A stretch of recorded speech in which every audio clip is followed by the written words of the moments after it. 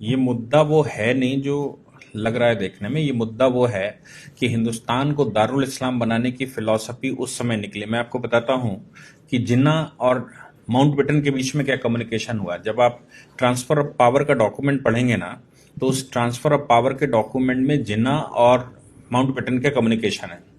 जिन्ना कह रहा है कि हिंदुस्तान मुसलमानों से तुमने अंग्रेजों ने लिया था और मुसलमानों को वापस क्यों नहीं करोगे, मुसलमानों से वापस लिया था, मुसलमानों को वापस क्यों नहीं करोगे। ये जिन्ना की पॉलिसी है, इसलिए हमको यहाँ का राष्ट्राध्यक्ष घोषित किया जाए। लेकिन उस समय ये संभव नहीं था क्योंकि आंदोलन में तो कांग्रेस पार्टिसिपेट कर रही थी, कांग्रेस उसमें मेल रोल पे थी और कांग्रेस लीडरशिप ही अंग्रेज से लड़ रही थी। पूरी उस समय की कांग्रेस लीडरशिप मतलब देश की लीडरशिप। कांग्रेस आज की कांग्रेस से उसको कंपेयर मत करिएगा। तो कांग्रेस मतलब आंदोलन में। तो अब जिन्ना को कैसे सत्ता ट्रांसफर हो जाएगी, वो कांग्रेस भारी है। तो जिन्ना ने एक प्रस्ताव दिया कि हमको एक छोटी सी जगह हिंदुस्तान के अंदर दे दो जहां से मैं दारुल इस्लाम बना लूंगा।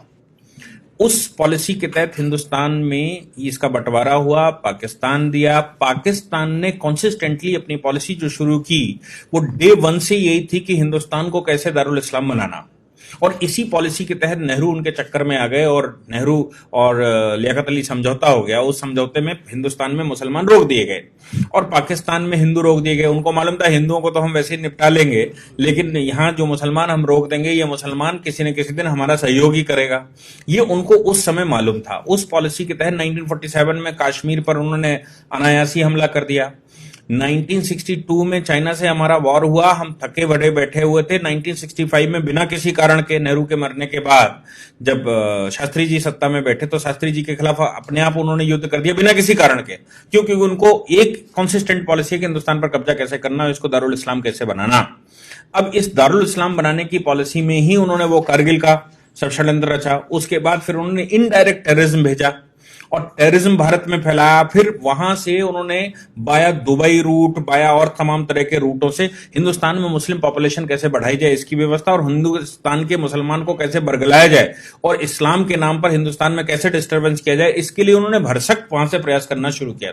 हिंदुस्तान में पॉपुलेशन कैसे बढ़े, इसके लिए वहां से इस्लामिक स्कॉलर्स भेजे जिन्होंने भारत में आकर कहा ये तो अल्लाह की देन है और पॉपुलेशन तो अल्लाह देते हैं, ये वही दे रहे हैं, वही खिलाएंगे, ये सब दुनिया भर की बात हुई। इस पॉलिसी को भारत में फल फूल में 70 वर्ष लगे और खूब फल फूल गया। समस्या ये आई कि 2014 में जो सरकार बैठी, उस सरकार ने इस पॉलिसी को कंट्रोल करने के लिए कुछ काम करना शुरू किया। लोग कहते हैं कि आपने ये 370 2019 के बाद क्यों हटाया, आपने ट्रिपल तलाक 2019 के बाद क्यों हटाया, आपने ये दुनिया भर की बातें। सोच कर देखिए कि सरकार उस समय कैसे बैकग्राउंड बना रही थी, कैसे वो ग्राउंड बना रही थी और उसने क्या क्या किया। आप सोचिए कि जो नोटबंदी हुई, उस नोटबंदी में सबसे ज्यादा आहत कौन हुआ? जो व्यक्ति लीगल सिस्टम में नहीं था, जो अरबियन कंट्री से पैसा आ रहा था, जो पाकिस्तान से फेस करेंसी आ रही थी, जो हिंदुस्तान में करेंसी लाकर दुनिया भर का खेल खेला जा रहा था, वो सारा पैसा कूड़ा हो गया। और कूड़े का मतलब ये हो गया कि वो लोग जो पाकिस्तान सपोर्टेड थे, बिना किसी रिटर्न भरे, बिना किसी लीगल सिस्टम में आए पैसा लगा रहे थे, उनका पैसा सब रद्दी हो गया।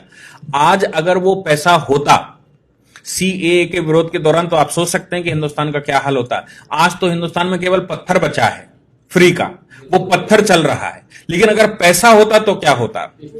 दूसरी उनकी बात जो वो करना चाहते कि हिंदुस्तान में पॉपुलेशन बढ़ाएंगे, दारुल इस्लाम बनाएंगे, गजबाए हिंद लाएंगे, ये सारी बातें जो उनके दिमाग में थी, उन सब पर 2014 के बाद रोक एक एक करके लगनी शुरू हो गई। क्योंकि उन्होंने कहा सब लीगल सिस्टम में आएंगे, नोट भी लीगल सिस्टम में आएगा, व्यापार भी जीएसटी लीगल सिस्टम में आएगा, भारतवर्ष से इंपोर्ट और भारतवर्ष में आने वाला पैसा, आपको याद है 20,000 एनजीओ एक साथ बंद की गई थी। फिर उसके बाद लगातार भारत में जितनी एनजीओ इस तरह के काम करती थी सब पर बैन लगा दिया ताकि विदेशी पैसा ना आए। तो ये पॉलिसी 1947 से जो अडॉप्ट की गई, वो पॉलिसी भारत में फल फूल रही थी। 2014 की सरकार के बाद उसने इन पर सब पर धीरे धीरे एक एक करके बैन लगाना शुरू कर दिया और नतीजा ये निकला कि अब जो दारुल इस्लाम दिमाग में चढ़ा था ना कि इसको दारुल इस्लाम बनाना है, वो तो अब इंप्लीमेंट ही नहीं हो सकता। क्यों? क्योंकि फाइनल स्टेज पर उन्होंने ये और कह दिया कि हम हिंदुस्तान में एनपीआर एक पॉपुलेशन रजिस्टर बनाएंगे, सबका डेटा मेंटेन करेंगे। अब ये जो पाकिस्तान, बांग्लादेश और दुनिया भर से मुसलमान लाया गया था, किसी न किसी साधन से यहां पर रखा गया था, उसने यहां शादी ब्याह कर लिए, 20-20 बच्चे पैदा कर लिए। अब वो सब क्वेश्चन मार्क लग गया। तो जो भी सरकार ने किया उसके लिए उसने बैकग्राउंड तैयार किया पहले 5 साल, और 5 साल के बैकग्राउंड के बाद 2019 में उसने काम करना शुरू किया। तो अब जो भी रिपरकेशन हो रहा है, जो भी हिंदुस्तान के अंदर विरोध हो रहा है, उसका मेन कारण है कि आज अगर सरकार पीछे न हटी तो हमारे जो दारुल इस्लाम दिमाग में बैठा हुआ है उसकी पॉलिसी एक एक करके सब फेल हो जाएगी। और अब दारुल इस्लाम बनाने की जो फिलॉसफी है वो इंप्लीमेंट नहीं हो सकती, किसी भी हालत में नहीं हो सकती, क्योंकि जैसे ही आप पॉपुलेशन रजिस्टर बनाएंगे, जैसे सीए के तहत लोगों को लीगल कर देंगे, जैसे ही आप अनऑथराइज कॉलोनी को ऑथराइज कर देंगे, हर कॉलोनी का एक सर्टिफिकेट बना देंगे, हर व्यक्ति का एक आईडी बना देंगे, तो फिर भविष्य में जो भारत को आप इस्लामिक कंट्री बनाना चाहते थे वो इस्लामिक कंट्री भारत अब कैसे बनेगा?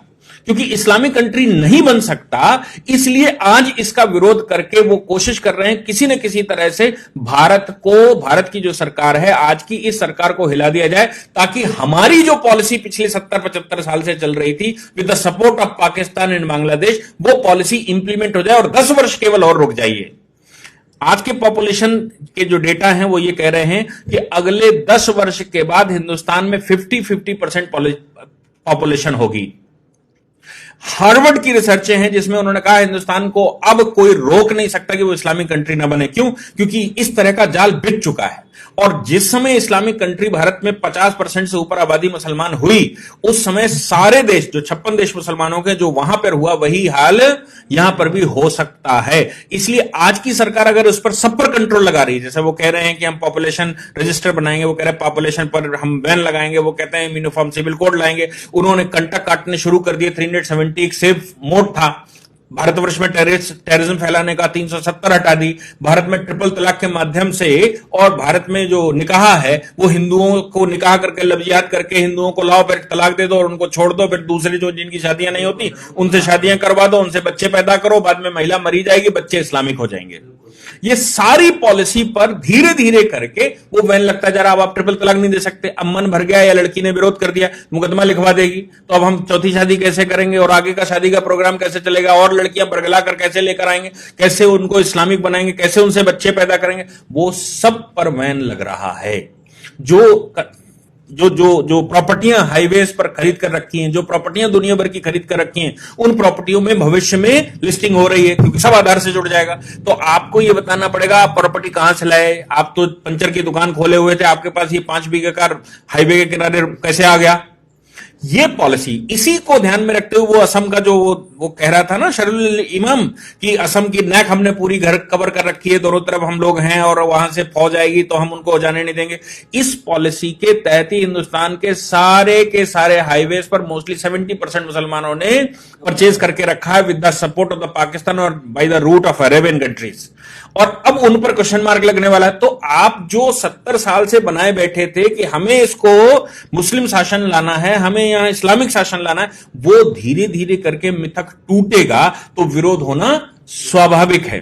इसलिए आज की सरकार का विरोध इस बात का नहीं, क्योंकि सीएए में तो कुछ ऐसा है नहीं ना जो विरोध करने लायक हो। विरोध सिर्फ इस बात का है कि आप जो करने वाले हैं, भविष्य में जो कर सकते हैं, उसका जो आपने प्लेटफॉर्म बनाकर रखा है, उस प्लेटफॉर्म को ही हम चरमरा देंगे। और जिस दिन वो प्लेटफॉर्म गिर जाएगा उस दिन हिंदुस्तान को दारुल इस्लाम बनाने से कोई रोक नहीं पाएगा। बाकी पॉपुलेशन थोड़ी सी बचेगी, जैसे पाकिस्तान में 23% बचे थे, कहीं 27% बचे थे, बाकी वो सब खत्म हो गए ना धीरे धीरे करके। हिंदुस्तान में भी 50% से ऊपर पॉपुलेशन होगी तो धीरे धीरे वो मार देंगे। जैसे कश्मीर में उन्होंने 1989 में किया था कि कश्मीरी पंडितों को पहले समझ नहीं आया, लेकिन जिस समय उनकी पॉपुलेशन बढ़ गई उसने मारपीट के बराबर कर दिया और कश्मीर घाटी खाली करवा दी। हिंदुस्तान भी ऐसी ही पॉलिसी के तहत करने की तैयारी है। बंगाल आप आज का देख लीजिए, बंगाल में प्लेटफॉर्म पर लोग बैठे हुए हैं, ट्रेनें नहीं चलने दे रहे। असम की हालत कुछ जगहों की देख लीजिए, जम्मू कश्मीर हम पहले से देख चुके हैं, केरला की हालत देख लीजिए, दिल्ली की हालत देख लीजिए कि दिल्ली में कोई काम नहीं होने दे रहे, पुलिस की गाड़ियां नहीं निकलने दे रहे, सामान्य आदमी का जन सैलाब नहीं निकलने दे रहा है, सामान्य गतिविधियां नहीं होने दे रहे। ये पॉलिसी के तहत हो रहा था। इसको बस इतना हो गया कि सरकार देर से आई, लेकिन सरकार ने पहले बेस बनाकर इस तिलिस्म को तोड़ना शुरू किया। अब तोड़ना शुरू किया तो आगे भविष्य का भारत कैसा होगा यह दिख रहा है। और अगर भविष्य का भारत आज न बना इस सरकार के द्वारा तो हिंदुस्तान समाप्त हो चुका है। जिन्ना की पॉलिसी जिसके तहत उसने पाकिस्तान लिया था और जो उसने कहा था कि एक छोटे से कुनबे को कोने को लेकर हम हिंदुस्तान को पाकिस्तान बना लेंगे, हिंदुस्तान पर शासन ले आएंगे, वो हो चरितार्थ होता दिखाई दे रहा है। अगर आज सरकार को सपोर्ट ना हुआ और आज सरकार ने काम किया, आज अगर रिटेलिएशन ना हुआ, चाहे उसके लिए सरकार को गोलियां चलानी पड़े, चाहे सरकार को कोई एक्टिविटी करनी पड़े, कोई स्टेज आनी पड़े, सीरिया में जैसे आज हो रहा है, करना पड़ा ना, बाद में बम फोड़ने पड़ते हैं ना, बाद में मिसाइलें चलानी पड़ती है ना, तो क्यों नहीं आज चलाते? आज चलाकर आप वो सिचुएशन रोक सकते हैं और आपके पास कोई और दूसरा रास्ता बचेगा नहीं, और अभी नहीं बचा है। आपके पास भविष्य में कोई रास्ता बच नहीं सकता जब तक आप फौजें नहीं लगाएंगे। कश्मीर को आपने कंट्रोल किया क्योंकि वहां पर आपने पैरामिलिट्री फोर्सेस, मिलिट्री फोर्सेस भेजकर आपने अनडाउटेड गोली बिना किसी भेदभाव के गोली चलाने का आदेश दे दिया है कि अगर कोई भी गड़बड़ करे उसको सीधी गोली मारो, उससे पूछने की जरूरत नहीं। वो अगर आपने आज हिंदुस्तान में ना किया तो हिंदुस्तान 2040 में समाप्त हो चुका है। वर्ल्ड के किसी भी फोरम की रिपोर्ट उठाकर देख लीजिए, सब यही कह रही है। इसलिए ये पॉलिसी है, इस पॉलिसी को ध्यान में रखिए कि वो क्या करना चाहते हैं। ये कोई विरोध जो आप कहते हैं ना, विरोध कर रहे हैं किस बात का, ये कोई विरोध ही नहीं है। ये दारुल इस्लाम बनने से रोकने की प्रक्रिया जो सरकार अपना रही है उसका रिटेलिएशन है। ये सीए का रिटेलिएशन नहीं है, ये सरकार का रिटेलिएशन नहीं, सरकार की वो पॉलिसियां जिनसे भविष्य का भारत तय होगा उसका विरोध है।